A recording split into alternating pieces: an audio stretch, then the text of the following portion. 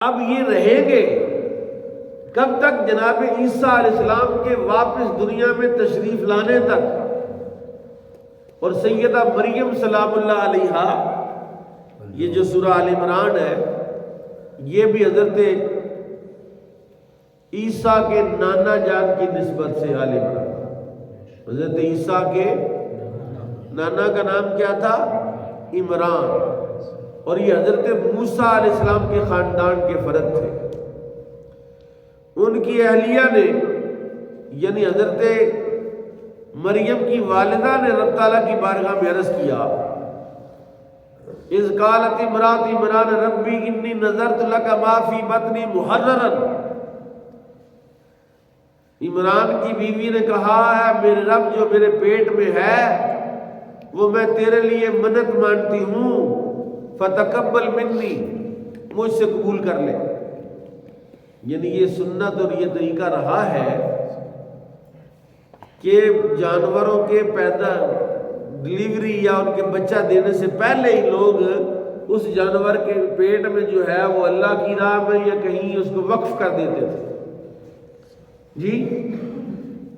بلکہ زمانہ جاہلیت میں بتوں کے نام پر ان کے پیٹ میں جو ہے وہ وقف کر دیتے تھے۔ اگر بت کے نام پر وقف ہو تو حرام، ناجائز اور کفر ہے، اگر اللہ کے نام پر ہو یا اللہ کے کسی بندے کے نام پر ہو یا صدقہ کے نام پر ہو یا عقیقہ کے نام پر ہو یا بیٹی کے دینے کے نام پر ہو، کہ ہمارے علاقوں میں بعض میں یہ رواج ہے کہ بھینس نے یا گائے نے جو بھی بچہ دینا ہے اس کے بچہ دینے سے پہلے ہی طے کر دیتے تھے والدین کہ بھئی یہ میری بیٹی کا ہوا، یہ میری فلاں تھی کا ہوا۔ تو ایسا کہاں سے شروع ہوا؟ قرآن اس کی خبر دے رہا ہے کہ سیدہ مریم کی والدہ نے کہا میرے پیٹ میں جو ہے میں اس کو اللہ کی راہ میں وقف کرتی ہوں، اور فلما ودعتھا، جب پیدائش ہوئی، قالت ربی انی وضعتھا انثی، یا میرے مالک میں نے تو بیٹی پیدا کر دی ہے، میں نے تو مسجد اقصیٰ کی خدمت کے لیے وقف کرنا تھا۔ یہ جو مسجد اقصیٰ کی خدمت ہے اور ان کی خدمت کے لیے جو بیٹے قربان کر رہی ہے وہ مائیں، ان کو سلام پیش کریں کہ وہ پیدا ہی مسجد اقصیٰ کے لیے کرتی ہیں، اور یہ کوئی نئی بات نہیں ہے، یہ عمران کی بیوی سیدنا موسیٰ علیہ السلام، حضرت عیسیٰ علیہ السلام کی جو نانا ہے وہ بھی وقف تھا کیا انہوں نے اپنا آپ کہ مسجد اقصیٰ کی خدمت کرنی ہے۔ آج ہم دیکھ رہے ہیں، بلکہ دیکھ نہیں پا رہے، دل خون کے آنسو رو رہا ہے کہ کس طرح وہ ہمارے بچوں کو، ہمارے معصوم عورتوں کو فاسفورس بمبارمنٹ کر رہے ہیں، کس طرح وہ کاٹ رہے ہیں۔ اگر آپ تاریخ کا مطالعہ کریں تو صلیبی جنگیں اسی مسجد اقصیٰ کے لیے لاکھوں کی تعداد میں مسلمانوں نے اپنی جانیں قربان کی، اور یہ جو قربان کر رہے ہیں یہ کوئی عام لوگ نہیں ہیں جو مسجد اقصیٰ پر قربان ہو رہے ہیں۔ ان کے بارے میں نبی کریم صلی اللہ تعالی علیہ وسلم کی بشارت ہے کہ جو بھی مسجد اقصیٰ کے تحفظ کے لیے لڑے گا میں محمد رسول اللہ کے ساتھ ہوں، اور وہ جو لڑنے والے، سبحان اللہ، کیا بات ہے۔ مریم نے جب پیدا کی، حضرت مریم پیدا ہوئی، عمران کی بیوی نے کہا انی وضعتھا انثی، یا اللہ میں نے تو لڑکی پیدا کر دی ہے، لیکن چونکہ منت مان لی ہے لہذا جو میں تیرے گھر کے لیے وقف کرتی ہوں۔ اللہ کہتا ہے واللہ اعلم بما وضعت، اللہ جانتا ہے کہ تو نے کیا جنا ہے، ولیس الذکر کالانثی، ماں نے کہا کہ بیٹا ہوتا تو خدمت کرتا، لڑکی کیا خدمت کرے گی۔ وانی سمیتھا مریم، میں اس کا نام مریم رکھتی ہوں۔ اگلا لفظ ذرا توجہ سے سنے گا، وَإِنِّي أُعِيذُهَا بِكَ وَذُرِّيَّتَهَا مِنَ الشَّيْطَانِ الرَّجِيمِ۔ ماں دیکھیں کتنی نیک پارسا تھی، اس نے کہا یا اللہ جو میں نے جنم دیا ہے اس کو بھی اور اس کی اولاد کو بھی شیطان کے شر سے بچانے کی میں تیری بارگاہ میں عرض کرتی ہوں۔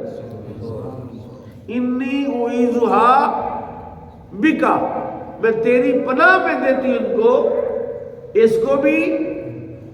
چونکہ بیٹی ہے، آپ جانتے ہیں مسجد کی خدمت کرنے کے لیے بیٹا ہی زیادہ لائق ہوتا ہے، بیٹی مسجد کی خدمت کیسے کر سکتی ہے، لیکن ماں کی دعا اللہ نے قبول کی، ایسی دعا قبول کی کہ حضرت مریم کی کفالت کے لیے اللہ نے حضرت زکریا کی ڈیوٹی لگائی، اور حضرت زکریا نے بھی کیا کام کیا، یہ تو حضرت زکریا کا کام تھا، اللہ نے کیا کام کیا کہ ایک فرشتہ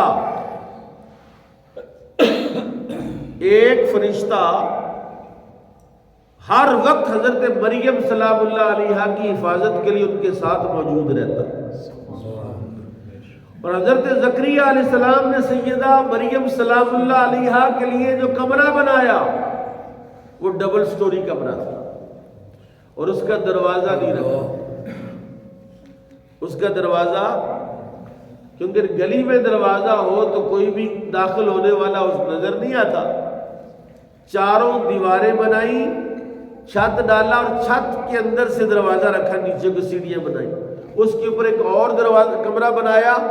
اور باہر سے سیڑھی چڑھ کے تو اوپر والے کمرے میں جانا ہے، وہاں سے اتر کے چھت کے ذریعے نیچے والے کمرے میں، وہاں سے اتر کے اس سے نیچے والے کمرے میں، ایسا حفاظت کی اللہ تعالیٰ نے سیدہ مریم سلام اللہ علیہا کی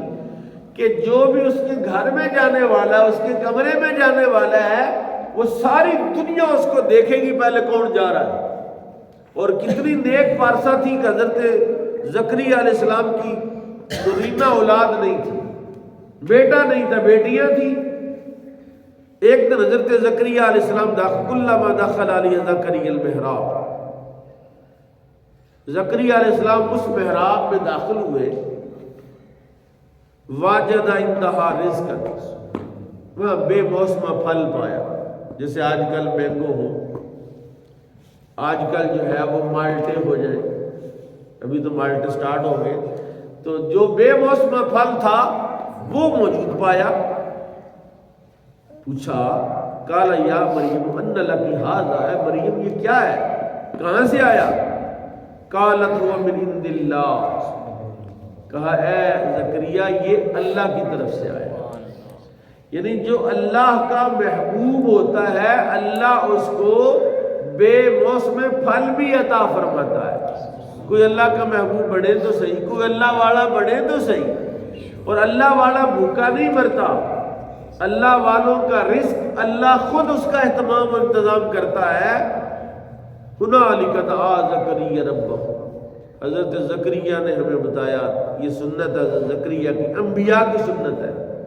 وہیں پر کھڑے ہو کے دعا کی، ربی حب لی من لدنک ذریۃ طیبہ، یا اللہ یہ ولیہ کے کاملہ کے حجرے میں میں کھڑا ہوں، اور اتنی کامل خاتون ہے، اتنی تیری محبوب ہے کہ تو بے موسم پھل اس کو دے رہا ہے، میں تیرا نبی ہو کر اس ولیہ کے گھر میں کھڑا ہو کر تیری بارگاہ میں دعا کرتا ہوں، یا اللہ مجھے بیٹا عطا فرما،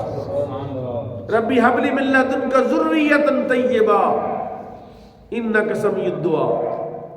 اور اتنی بات کر کے تو نماز دو رکعت شروع کر دی۔ جب نماز پڑھ رہے تھے قرآن کہتا ہے فنادت الملائکۃ وہو قائم یصلی فی المحراب،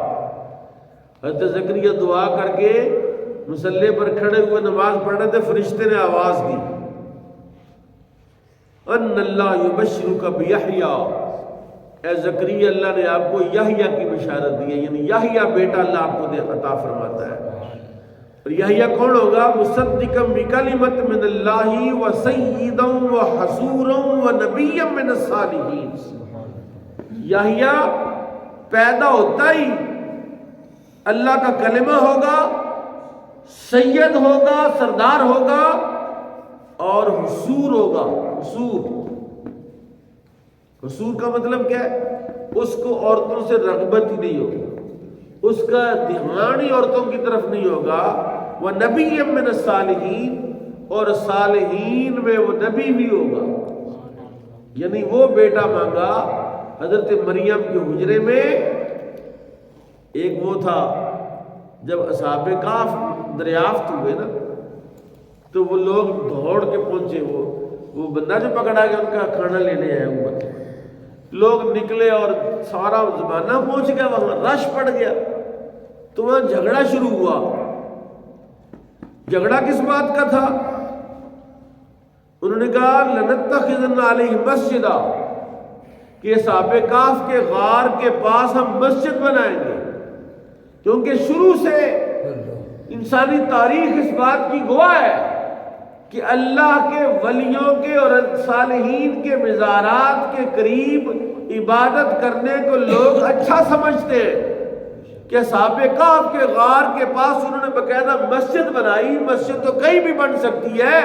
لیکن اللہ والوں کے مزار کے پاس والی مسجد جو ہے وہ باقی مسجدوں سے ممتاز ہوتی ہے۔